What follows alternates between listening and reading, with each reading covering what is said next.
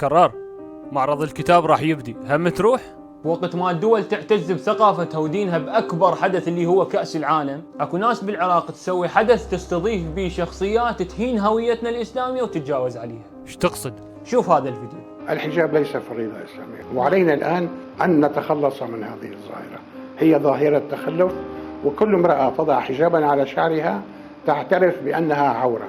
أنا أريد أن أحرر المرأة. هذا فراس السواح، كاتب سوري ضد الأديان والمعتقدات، وتم استدعائه كضيف لمعرض الكتاب، وبما أنه كل أفكاره ضد الدين فراح يتم استضافته تحت مظلة الحريات حتى يسولف بهاي الأمور. هو ما يسولف لك بالمخدر. ومنو قال لك هوية العراق إسلامية؟ 21 مليون زائر إلى كربلاء، هي هاي الهوية العراقية، من عدل منعتهم الظروف من الزيارة. فشنو المظهر الأبرز من هذا حتى يمثل الهوية العراقية؟ أقصد على بغداد، قابل هي الحوزة؟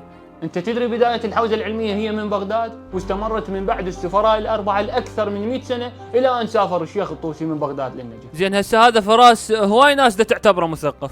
أهم صفة للمثقف هي احترام توجه ومعتقدات الآخرين، وهذا دا يتجاوز على معتقداتنا ويسعى لتخريبها بصريح العبارة. فهل هذا مثقف فعلا؟ بس اكو هواي ناس دا تستجيب وتتأثر بدعوته ضد الدين.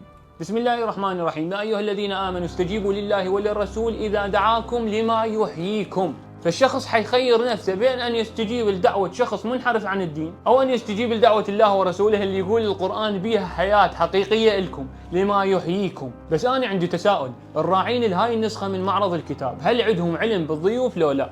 فإن كنت تدري فهذه مصيبة، وإن كنت لا تدري فالمصيبة أعظم. بصراحة بديت أخاف على الدين بسبب هاي النماذج.